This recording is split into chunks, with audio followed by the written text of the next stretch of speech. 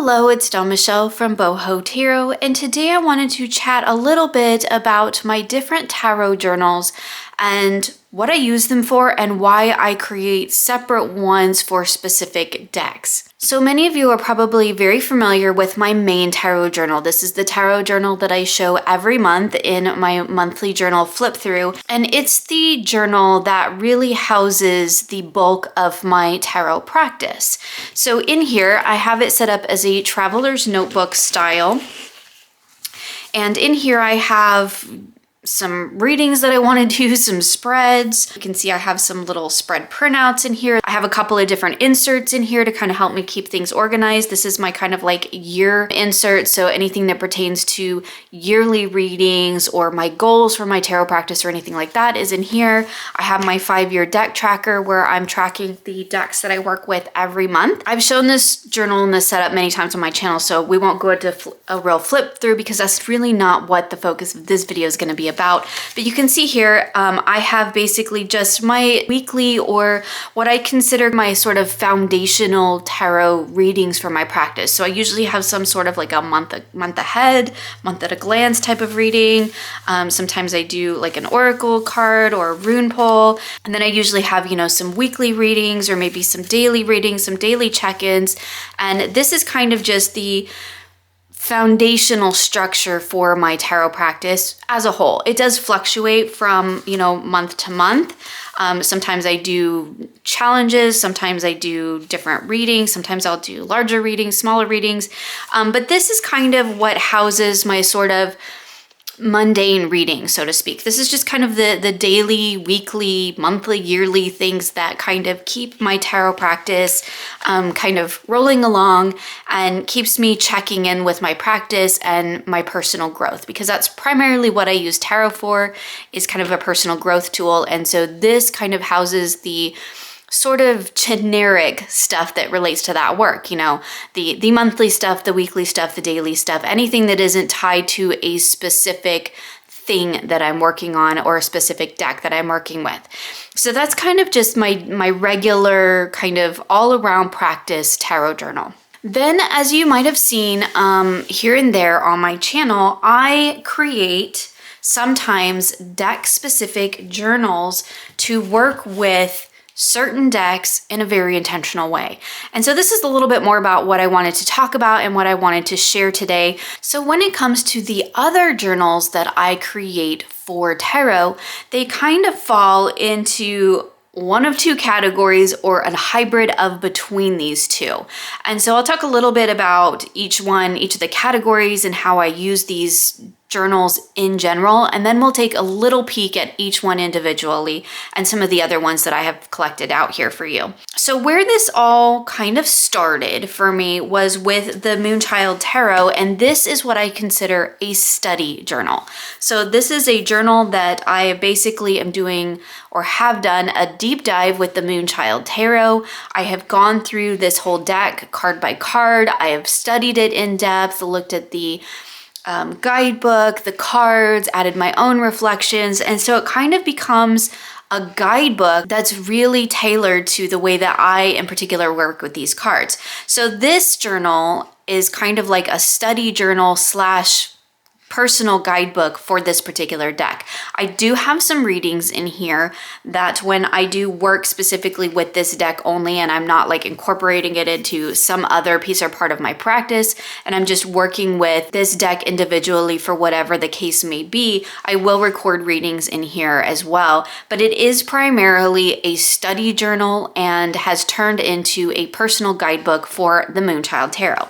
So sometimes my journals basically are deck studies. Sometimes my journals end up being parts of my personal growth practice. So looking at individual elements of my personal growth practice, and I'm working through specific things. So it might be a specific issue, it might be a specific type of work that I'm doing. So here we have, like, for example, the Lioness Oracle Tarot, which is a newer one that I've been working on.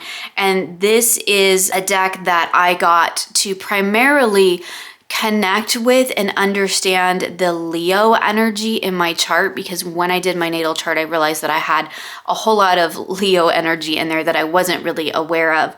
And so that's not something I had really connected with before, and so I wanted to spend some time working with that.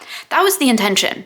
However, when I got the deck and I started sort of looking through it, working with it, doing some readings with it, I realized that this deck was really going to be much more suited for some healing growth work that I needed to do and some things that I needed to work through in terms of my own personal development. My journal then isn't so much about studying the cards, it's about doing my readings, reflecting on my readings, and doing additional journaling about the things that relate to this particular practice and this particular work that I'm doing on myself. So whereas this is kind of like a study tool and a guidebook, this is more of a sort of traditional self-reflection journal. I use the tarot cards and the spreads as a jumping off point for helping me to dive deeper into things that I need to be working on, and then I work through that in the pages of this journal. So this is very much a sort of working journal in terms of being something that I dive deep into a particular aspect of my practice with. Then we have journals like this one, which is my Nicoletta journal. This journal is kind of a hybrid of these two things.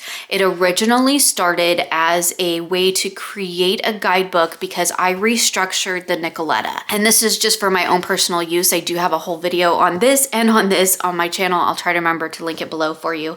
But this started out as a way for me to basically create my own guidebook for the restructuring that I did of the Nicoletta. It is kind of a guidebook like we see with the Moonchild. It is kind of a card by card deep dive study, because as I was reworking the tarot deck, I was of course writing sort of my own interpretations, diving deep into the artwork and what each of the cards mean to me. And then after I was done with that practice, because I incorporated lots of extra pages in here, I have also been working with this in terms of what I call my wounded child work. So it's, sort of inner child healing. And that is primarily what I use the Nicoletta Ceccoli tarot for. And I do the majority of that work in this journal. So there are readings in here, there are journal entries, but then I also have my card by card guidebook study. So this journal is kind of a hybrid of these two, where we have decks that I'm just studying and getting to know and wanting to dive deeper into, decks that I'm using strictly for my own personal growth work, and decks and journals that I kind of have a hybrid of the two, where I've done the deep dive work with the deck and now I'm using it as a tool in my personal growth practice. So that's kind of the three main categories that my dedicated deck journals tend to fall into. So we either have kind of study, we have personal growth work, or we have the ones that are kind of the hybrid of both, because I studied the deck and then I used it for personal growth work. And that is of course different from my sort of everyday tarot readings, my sort of mundane tarot practice. And these aren't things that I do all the time. Sometimes it'll be weeks or even months before I come back to this journal. Sometimes they are journals that I kind of consistently work in, as I'm working through a particular practice or working on a particular issue. And some of them are just ones that I kind of create and then I only reference later on, and I don't work with a ton in terms of adding new information. They just kind of become a reference guide at that point. And so of course, all this is totally different from my daily tarot journal that we kind of see the flip through of on my channel every single month. So now that we've kind of talked about the different journals that I have and I make, I thought I would just show you a couple of them. This isn't really all of them, to be perfectly honest, and maybe someday I'll do a video on the whole collection. But for right now, I really just kind of wanted to focus on a couple of different ones that I have that reflect different things, so that maybe you might find something in here that you're like, yes, that's something that I would like to do, and it might be helpful for you. So let's start first with the study guides. I'm going to do this one fairly quickly because I do have a fairly lengthy video on how I study a tarot deck. I'll leave that linked for you in the description box below. But just to kind of give you an idea of what a study journal looks like for me, they aren't always this decorated. I do have some that are very, very basic, and at some point maybe I will share those as well. This one was a highly creative project as well. I have a little mini insert here with the color copies of the spreads that are found in the guidebook so that I can just refer to this when I want to work with one of the particular spreads. This is just a basic dot grid journal that I got from Walmart. So it's nothing fancy. I decorated the cover. So inside here I have a index of, what's in this journal. And then just real quick flip through, I have some information that I, gained from the guidebook that I thought was important to my work for this journal. I, did some paper collaging and things like that in here. I have my intention, my first impressions, and then I go into the different aspects in the card by card study. So here's the major arcana where we have, the Fool here, and you can see that I've got a color copy, a title, some keywords from the guidebook. Anything up top here is directly from the guidebook. I've kind of the main takeaway message from the book itself, and then I have my own reflections. And that's pretty much what I did, card by card through the whole entire deck. I have some exercises that I've done, some path working, some readings that I've done. So this is kind of in the back here, just some of the things that I've been working on. This was just a collage that I did because I don't like the figure in this card.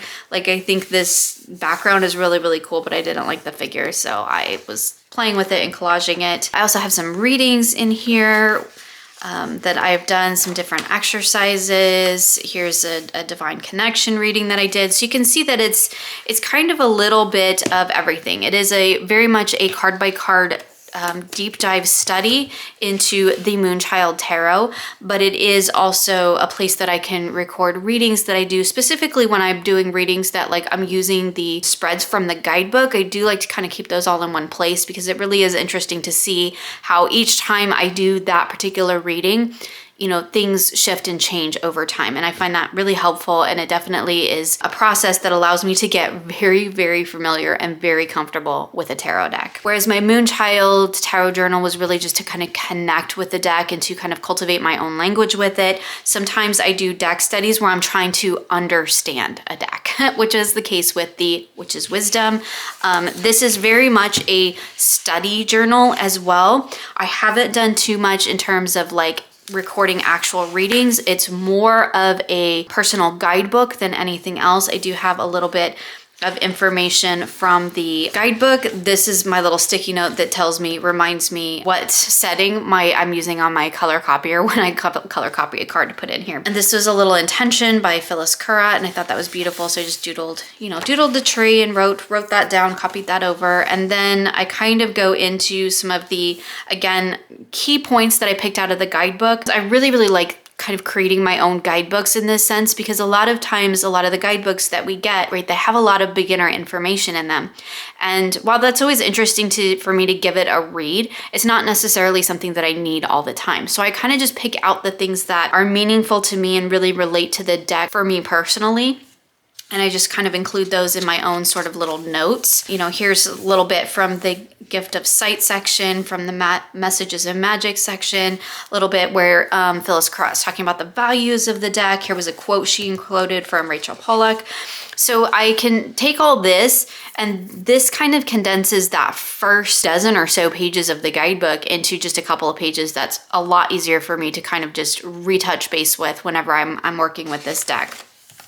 So then we pretty much go right into the cards. So there isn't a ton of extra study here. I have a little bit about the major arcana, and then so you can see here that I have just a color copy of the card.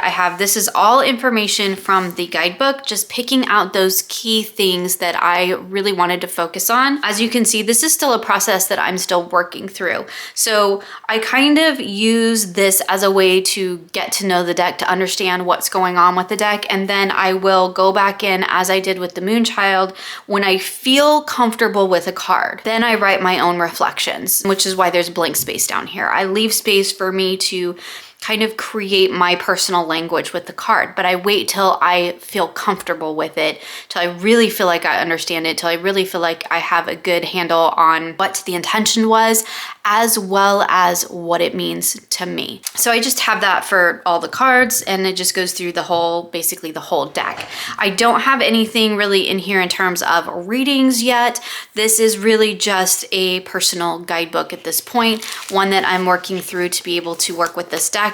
It's also, because it's kind of a pared down version of the original guidebook, it does kind of make it a little bit easier for me to work with, because all the excess that I don't need is kind of stripped out, and it's just the information, just the key points that really spoke to me. And so that makes it a little bit easier when I'm trying to kind of work with a deck that I kind of need to reference the guidebook. By just pulling out those pieces that really work for me and resonate for me, I can kind of hone in on that here and not have to kind of sort through it all when I'm working with the guidebook itself. So another deck study journal that kind of morphed into a hybrid, whereas it started out mostly as a way for me to figure out what the heck is going on with these cards, because the first time I kind of got the Hush Tarot out, I didn't really get a lot of the cards, to be perfectly honest.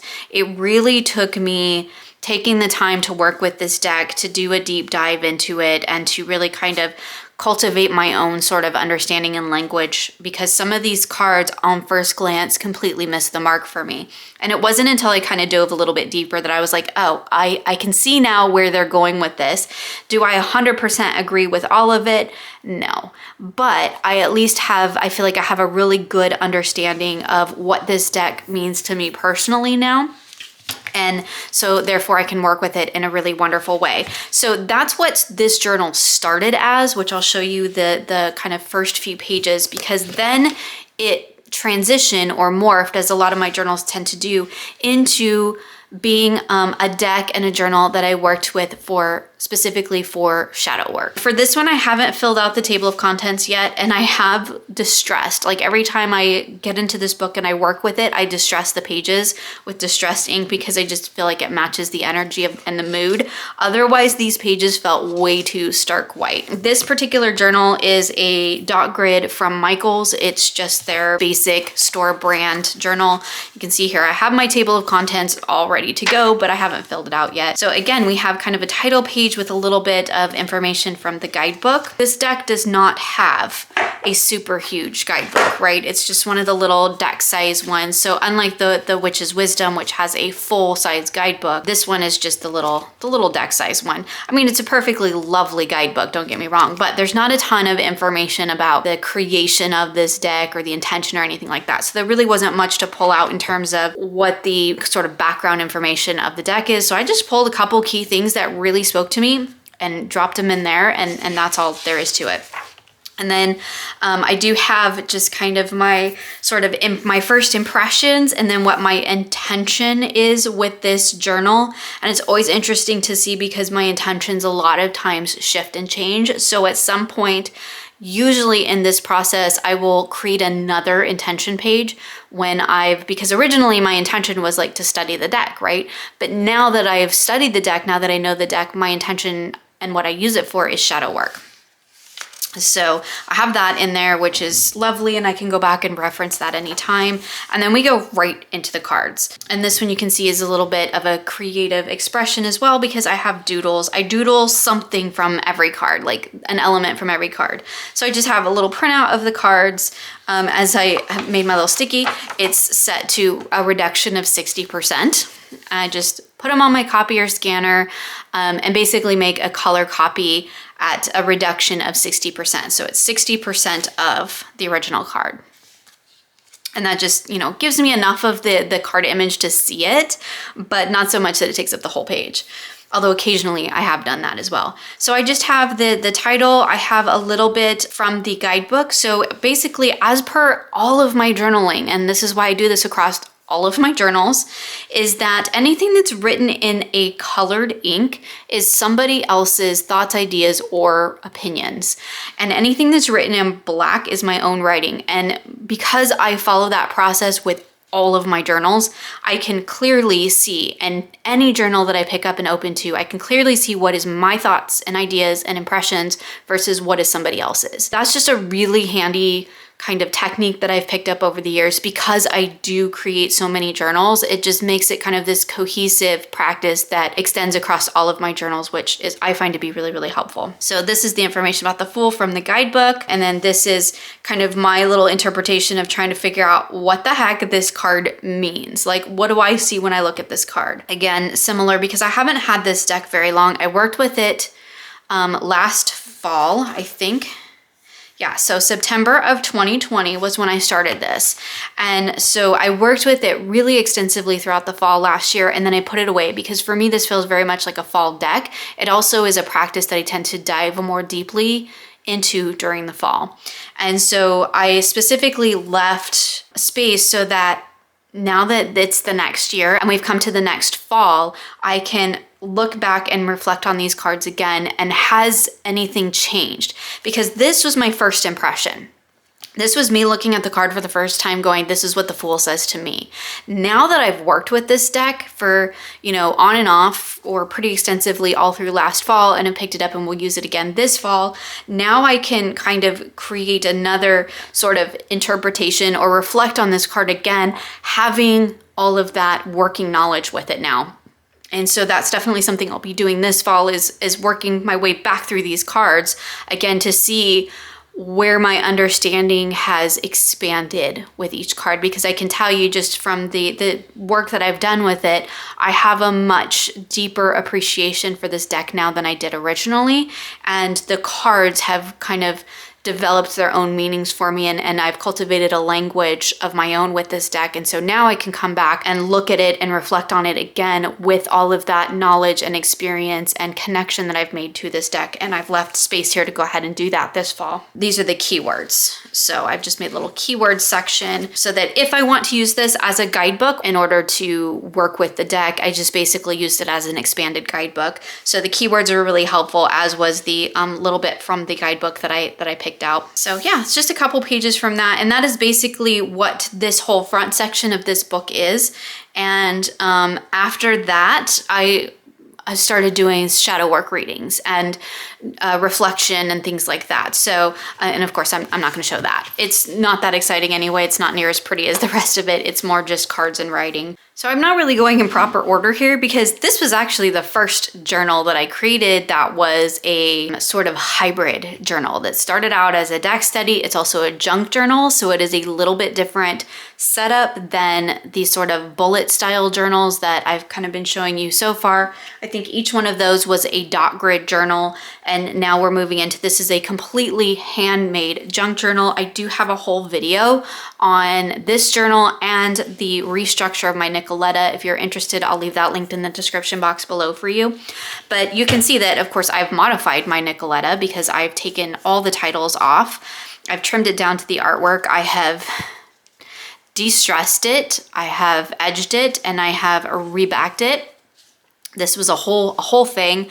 I did this really messy, I don't know if it'll show up on camera, but you can see like I intentionally bled ink over to onto the fronts of the cards because I wanted it to have a really worn and distressed look. It was a really, really fun project, but I realized that once I did that, I needed like a guidebook to go along with my restructured deck. And so that's where this came in. This is the little original guidebook because there's a lot of things in here that I really, really like. And so I wanted to keep this. I wanted to have it as a reference because it is your typical Lo Scarabeo deck. There was like, a handful of pages in English and then all the other languages. So I just cut it and I clipped it together. Actually, I think I sewed it together here and made a little booklet that's just the English section. And I just, recycled the rest of it because I don't really need that. But there's a lot of really, really good things in here that I really like. And again, this is a junk journal, so it's all completely handmade. I have, some reflections on why I started working with this deck, my intention, and then I kind of go into, I'm not going to flip too far through this because this particular one I have readings all throughout. I do have each of the cards in here, and this is basically the mini version of the Nicoletta that you can buy, like the little bitty mini version. And I kept all the original cards in here. So this is actually the Fool from the original Nicoletta. This one did remain as my Fool, and then I wrote my own interpretations for each of them. So here you can see, here is the Two of Swords originally, and this is now my Justice card. But you can see here, because I included the original card with the original title here, it originally was the Two of Swords. Now it's my Justice. Again, here's another good example of that. This was the original Four of Pentacles. It's now my Eight of Swords. Original Eight of Swords became my Nine of Swords. So I'm not gonna flip too far through that because there's really, really personal stuff in here. So this is a journal that, you know, basically started off as being a guidebook to kind of create interpretations for my restructuring of the Nicoletta, and then also became my journal and a place for me to record readings and thoughts and reflections and my work that I do with kind of, you know, healing that wounded inner child, or that inner child healing work. So just to show you just a couple more here, we have the Ophidia Rosa. Again, this is another junk journal. It's a completely handmade journal.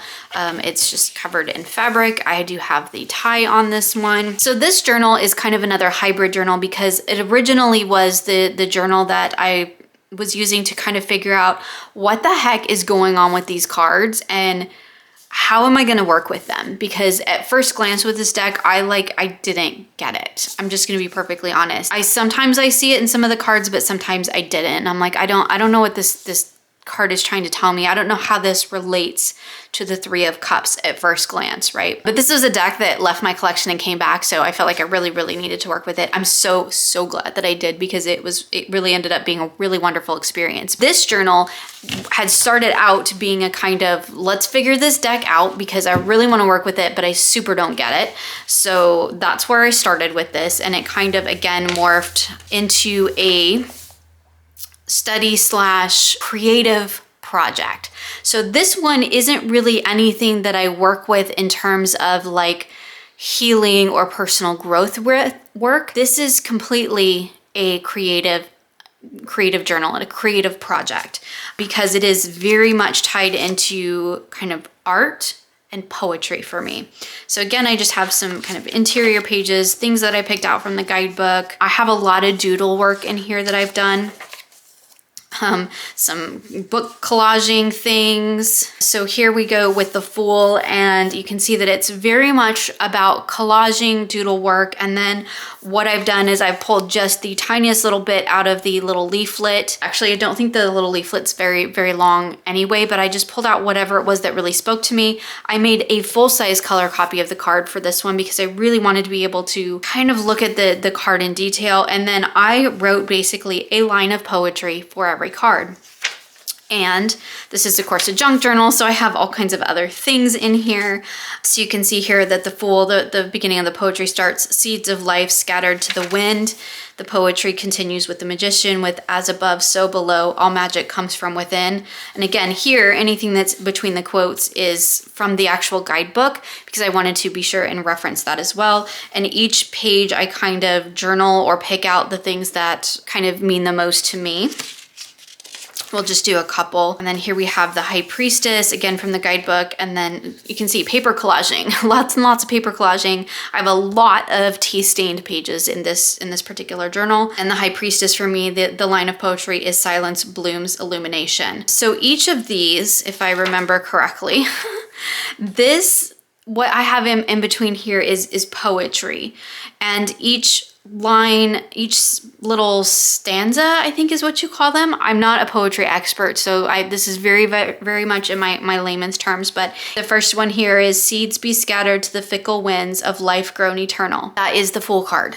And then the second paragraph here is the Magician. So far above to thus below, and buried deep in the silence of my surrender. So that's the Magician. So this is the kind of poem, and it is ongoing, and the lines relate back to the kind of poetic line that I initially created for each card. So as I was working through it, I was basically just adding lines of poetry. It was a rolling poem that kind of eventually encompasses all 78 cards, right? And so you can see that this is just kind of a way to connect with the deck, to get to know the deck, to kind of learn what the deck means to me. But it's also, as you can see, very much a creative project. So while I'm not using this deck for, like, I don't know, inner growth or shadow work or inner child work or anything like that, this is strictly a creative project. And it's been a really, really fun one. At some point I will do a full flip through of this when I get it done, but I don't want to just, like, you know, show half of it. So real quick, let me just share with you the newest one that I've been working on. And this is the deck and journal that I've created for the Lioness Oracle Tarot.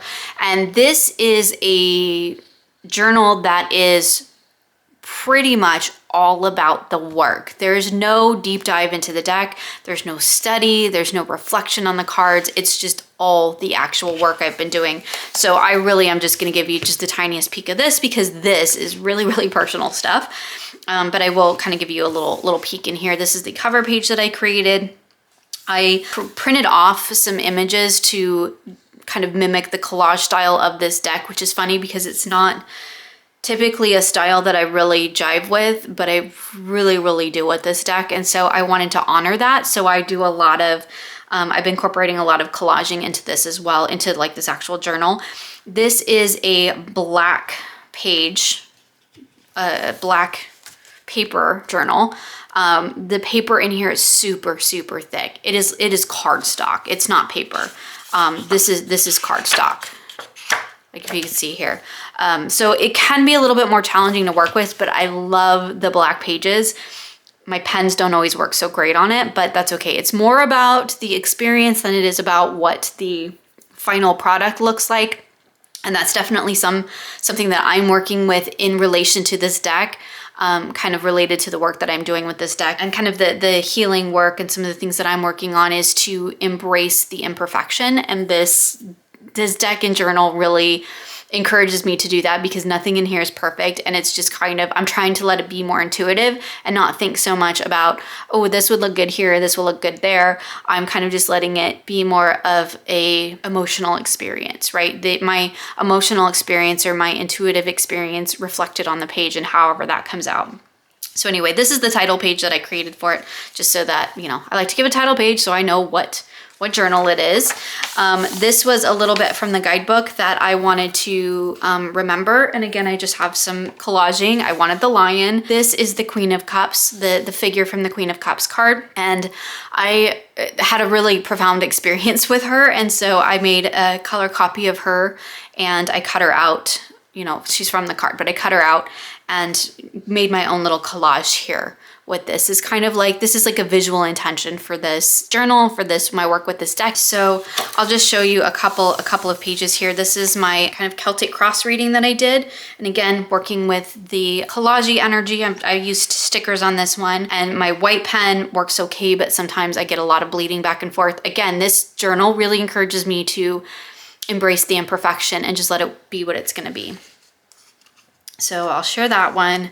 And then I think this one's okay to share too. And then that's probably all I'm gonna share from here, because it starts getting really, really personal. This was a reading that I did, and rather than like making the photocopy of the cards like I did here, I photocopied the cards. I still photocopied the cards, but then I just cut out the main element and I made a collage out of my reading. And then this is my reflection. So this was really fun. Again, you can see that this is kind of like the Ophidia Rosa. It's kind of a creative project as well. It's kind of designed to help me tap back into my creativity through my healing work, but also to stop being a perfectionist, right? And really embrace the flow and the energy in the moment without worrying too much about what it looks like. So that's what this particular journal is.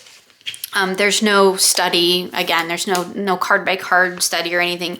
It's really just about the readings and the work. So there you go. That's a little look at some of the different types of tarot journals that I create in relation to specific decks and kind of what I use them for. So again, like I said, I have my journals that are kind of like deep dive studies and they kind of become guidebooks in a sense. I have journals and decks that I work with very specific elements of my practice. So for very specific things, and it's more about the experience and the reading and the work that I'm doing versus trying to study a tarot deck like we have here. And then I have decks and journals that are kind of the hybrid in between, where I am studying the deck, I am getting to know the deck, but I'm also using it for some other practice or process. And I really enjoy doing these as separate kind of journals, as separate from my main tarot journal, because as I mentioned, then when I want to work on these specific elements or aspects, particularly when it comes to things like working with specific things in my life that I'm trying to work through, or working with getting to know a deck and then figuring out what I'm going to use it for, or having it come to light as a particular project or a particular practice. It keeps it all in one place, so where I am not like getting into my main tarot journal and I'm distracted by the reading that I did Monday too, because now I'm in there, I can see it. Whereas this allows me to just get really focused on what I'm doing, to be really in the moment with the deck that I'm working with and in the journal that I'm working in. I love being able to creatively reflect the energy and the work that I do with each of these. I do not do this with every single tarot deck I own. It would be super cool. Maybe that might be like a lifetime goal, but not every deck in my collection needs a specific journal, right? If I'm looking at a deck, say like the Green Witch Tarot, I mean, this would be a deck that would be really fun to make a very green witchy journal about, right? But I don't, for one, have a need to study this deck, right? I know this deck really well. It's a long time deck in my collection and I use it all the time, and I already have a really personal relationship with it, and I already really know these cards intimately. So I don't need to like deep dive study into this deck. And I also don't use it for any one particular practice, right? I'm not doing a particular project with it, or I'm not using it as a tool in a particular aspect of my practice. This is a deck that it's just kind of what I consider like an everyday deck, right? It's just a working deck. I can use it for all kinds of different things. I mean, sure, it would be really fun to create a journal for it. If I ever were to use it for like a particular practice, or, you know, like I'm doing with the Lioness, or maybe a particular project, like maybe I wanted to do a Green Witch project, and, you know, similar as I'm doing with the kind of poetry project here with the Ophidia Rosa, I might create a journal for it. However, if I only had a handful of decks, I would probably create journals for each and every one, just because I love the idea of being able to kind of make my own guidebook for each, and then of course morph that into study or use or journals or readings or whatever it is that I want to do with it. But having them all kind of separate for just specific things just gives me a really dedicated space to work on those particular things. It's really handy when I'm trying to get to know a new deck. Again, I have a whole video on that, so I'll leave that linked below. But anyway, I just thought I would share, just in case anybody else is interested in the practice or the process of creating deck-specific, project-specific, or practice-specific journals. I would love to know if this is something that you do or something that maybe you're considering. I'd love to hear about it, so please feel free to share with me in the comments below. Thank you so much for joining me today, and I look forward to seeing you again soon for more creative tarot for an inspired life.